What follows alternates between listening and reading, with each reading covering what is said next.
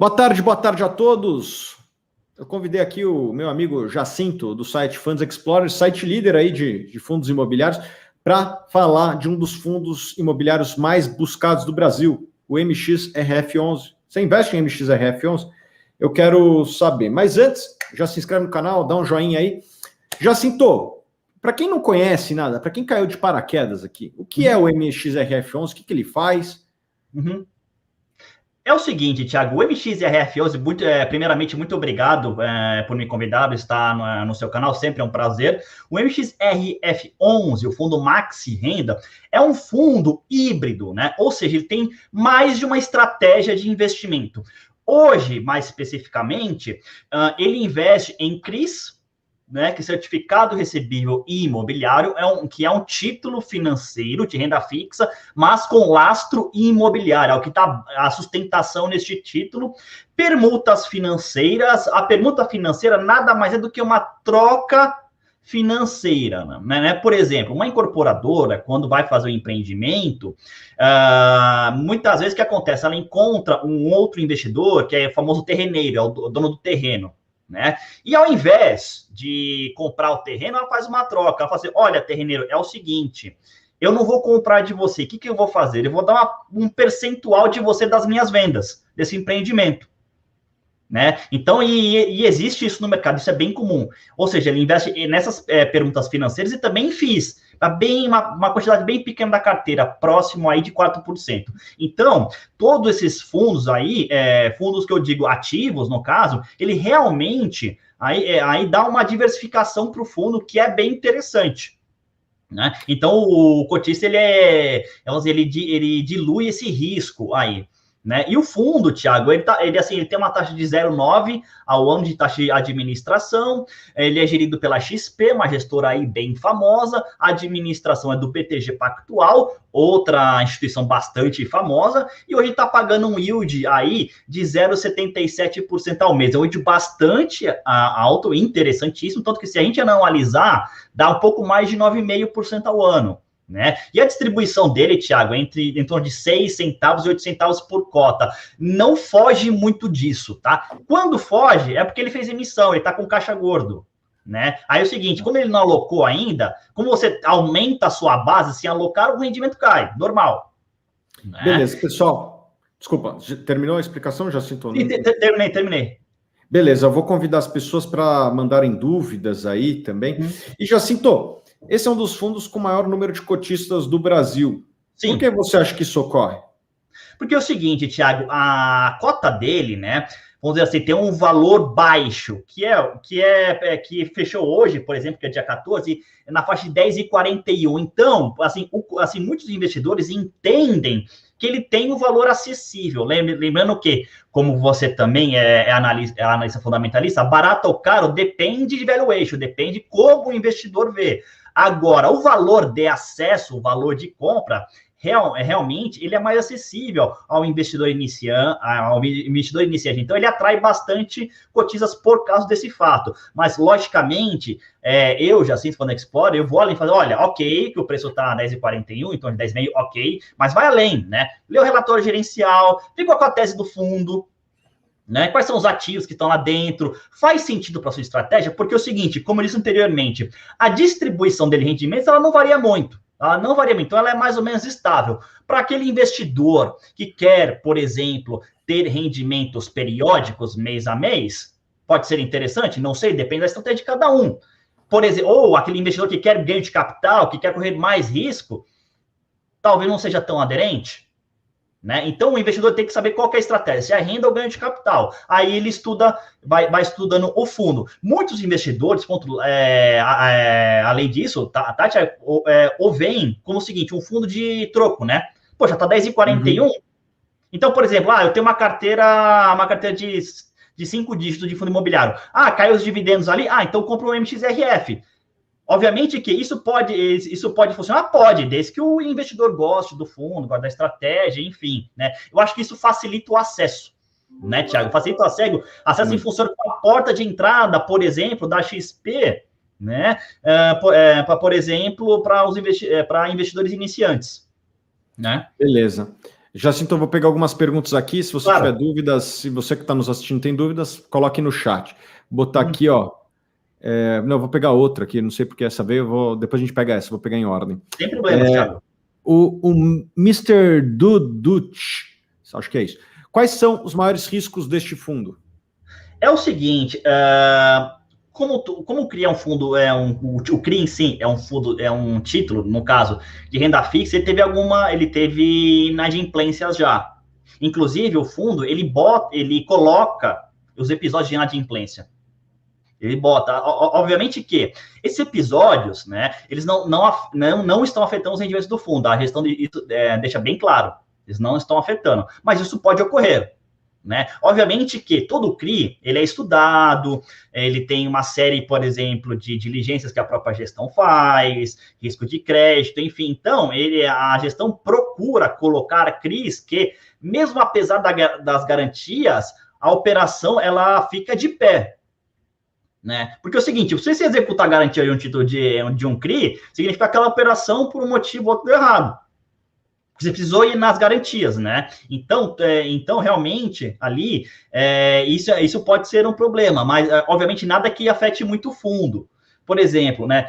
Outra coisa, na parte, por exemplo, de FIIs, que deve ser 4% da carteira, 4% ou menos da carteira, bastante pouco, no caso, o MXRF, ele tem ali metade da posição de um outro fundo, da própria casa, da própria XP. Legal. Né? Até onde, assim, é o seguinte, obviamente que o fundo da XP pode ter bons fundamentos, e obviamente, provavelmente tem, porque a gestão fez essa escolha, mas mais da metade concentrou. Legal. Concentrou na minha visão, né? Entendi, tem esse conflito aí. Exato. Beleza.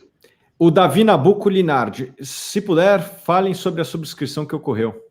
Sim, ele encerrou uma subscrição e realmente a partir dessa subscrição ele vai alocando. Aí o que a gente precisa ficar atento, tá, Davi, é a velocidade de subscrição. E comparar com a velocidade de uma subscrição ainda posterior a essa, a última que ocorreu, né? Aí você vai comparando as velocidades. Se a outra foi mais rápida, então, assim, ponto de atenção, né? Se essa, por exemplo, for mais rápida que a última, ok. Muito, muito bom. Então, a gente tem que comparar as velocidades de alocação entre as duas emissões, né? Então, realmente, isso que realmente evolui a gestão ao longo do tempo, é a velocidade da alocação. Então, assim, quanto for mais rápido, melhor, né? Mas, obviamente, nem sempre isso é possível. E, se não for possível, Davi, cobre da gestão os motivos. Assim, por que, por exemplo, em relação à última subscrição, foi mais lento? O que vocês estão vendo? O que você, gestor, está vendo que eu, cotista, não estou vendo? Né? Eu acho que isso a gente deve cobrar. Fala, Jacinto, como os gestores visam o fundo como taxa de gestão? Eu não entendi muito bem a pergunta, aquela pergunta que a gente já subiu daquela hora. Você entendeu a pergunta dele? Não, como eles visam a taxa de gestão, como eles elaboram, no caso, eu também não entendi. Não entendi. Vamos lá, vamos para a próxima, então. Olha aqui, ó. Quais os vencimentos dos contratos de aluguel desse fundo? Esse fundo... Tem contrato de aluguel nele, Jacinto? Não, é CRI, permuta financeira e FII, no caso. O que tem, tá, David, ou Davi, como você gostaria de ser chamado, enfim, ele tem os vencimentos dos CRIs, né? E que os vencimentos ali, 54% da carteira é acima de 2028 ou posterior. Então, são bastante longo prazo aí. É bastante longo prazo, né? Muita gente, tá, Thiago, até questiona, pô, eu queria muito de longo prazo, aqui é o seguinte, em renda fixa, no caso, quanto maior o prazo, mais risco, né? Mas aí vai depender do empreendimento, depende do lastro financeiro, que, por exemplo, pode ser um lastro de contrato de longo prazo, contrato atípico, que é 10 anos ou mais, depende, né? Por exemplo, tem CRIs que, por exemplo, duram 4 anos, mas é o seguinte, 4 anos é um tempo bastante razoável para o empreendimento comercial ficar pronto, por exemplo. É bastante razoável 4 anos. Bastante. O Alexandre Vieira pergunta, como vai ser o futuro desse fundo com o aumento da taxa Selic? Olha, é o seguinte, o aumento da taxa Selic, ele é precificado pelo mercado de renda variável inteiro, inclusive ações, tá? Então, é o seguinte, todo o mercado de renda variável vai ser afetado, fundo imobiliário e ações. Então, afeta, vamos dizer assim, de toda forma. Agora, é o seguinte, a magnitude que a gente realmente tem que ver, né? Alguns CRIs ali, do MXRF são indexados ao CDI, que por sua vez ele segue a taxa Selic. Ele tem uma defasagem aí de 10 basis points, 10 pontos base, uma defasagem bastante pequena. Então, se a Selic até aumentar, ele realmente tende a não variar muito o rendimento, ele tende a dar uma segurada no rendimento, ou até, dependendo do nível da Selic, até aumentar. Né? Então, isso vai segurar a atratividade do fundo, pelo menos aí no curto prazo, até a gente ter uma definição final da taxa Selic, que deve aí fechar o ano, inclusive, um pouco mais de 5, inclusive. Já estou vendo algumas previsões em torno de 5,5, tá, Thiago? É isso aí. Bom, Jacinto, você tem horário, né? A gente vai pegar mais umas 2, 3 perguntas só. Sem problemas, Thiago. Para você ser breve aí, para a gente responder o máximo de perguntas possível. Vai, claro, fica à vontade. Boa tarde. Tem a possibilidade desse fundo vir a valorizar mais e posso investir para um longo prazo nele? É o seguinte, como esse fundo ele tem, vamos dizer assim, novamente, baixa volatilidade nos rendimentos, talvez esse potencial de valorização ele fique muito limitado. Por que isso pode ser ruim? Porque a sua margem de segurança em relação ao preço de compra, ele baixa, né? Você fica com uma baixa margem de segurança. Então, talvez, novamente, estude o fundo, mas se tem, por exemplo, baixa volatilidade nos rendimentos, para quem visa a renda, até pode ser interessante. Então, realmente, vale o estudo nesse fundo para esses fins de renda, ok? Vamos lá, o Michael Robson, acho que é o Michael, não sei. Participei da subscrição. Quando as cotas vão para a minha carteira? É o seguinte, Michael, boa pergunta. A partir do momento da data de início da subscrição até o fim dela, a conversão das cotas, demora mais ou menos de 40 a 45 dias em média, tá? Só que o seguinte, se você vê o cronograma, as regras do cronograma, muitos fundos colocam a data máxima permitida, que é de 180 dias, mas não acontece. A média é de 40 e 45 dias, ok? Da data de início da emissão. Aqui, essa pergunta é boa, ó. Já vi dizer que ele possui um CRI bem complicado. Demora muito a ser executada a garantia? Aí realmente depende, tá? Eu não tenho uma resposta cravada para te dar, Felipe. A sua pergunta é muito boa. Depende de N fatores, muitos fatores, né? Assim, em geral, como não, assim, dependendo da garantia, uma alienação fiduciária, vai extrajudicial no caso. Então, em tese, pode demorar um pouquinho menos de 3 meses, mas não necessariamente. Depende de vários fatores. Porque é o seguinte, não é uma garantia só, são várias, né? É o seguinte, e em geral, o gestor tende a executar aquela mais líquida. Se for financeira, então é bem mais rápido. Agora, se for alienação fiduciária, que é o limite, aí realmente pode demorar alguns meses. Ok? O Mr. Duducci, manda outra aí. Os CRIs são atrelados ao IGPM? Tem alguns da carteira dele, sim, que são atrelados, mas é minoria, tá? Assim, no geral, tá? O indexador ele pode ser diverso, pode ser IPCA, IGPM, GPDI, enfim. Na carteira do MXRF tem alguns sim, mas é minoria no caso. Acho que, deixa eu ver aqui. Deixa eu ver. Pela carteira do FI, vocês acreditam que ele seja mais de papel do que híbrido? Atualmente, sim, apesar de realmente ele ter mais uma estratégia, eu vejo que ele está mais pendendo para a CRI. Sim, concordo, Vitor. Beleza, Jacinto. Deixa eu ver se tem mais alguma pergunta aqui. Acho que a gente respondeu as dúvidas aí de todo mundo. Vai ter live de hoje aqui? Olha aqui, Jacinto fazendo um esquenta para a live de hoje à noite. Sim, vai ter a minha live querida de toda quarta-feira às 8. Vai ter sim, tá? Beijo vocês lá. Legal. E quem quiser te seguir, como é que faz, Jacinto? Só me procurar no Instagram, @j.fiis. E você também está ativo aqui no YouTube, né?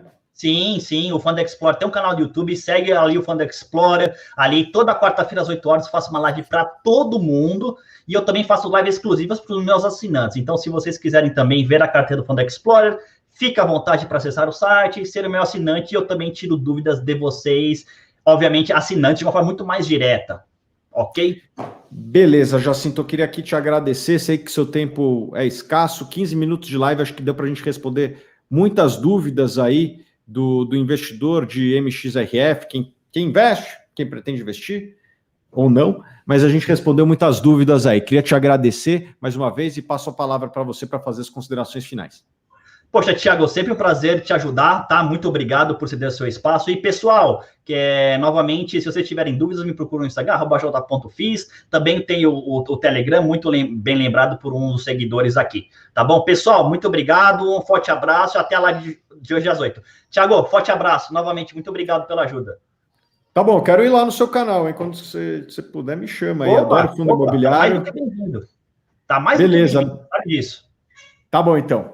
Beleza, cara. Tchau, tchau. Um Abraço. abraço. Obrigado.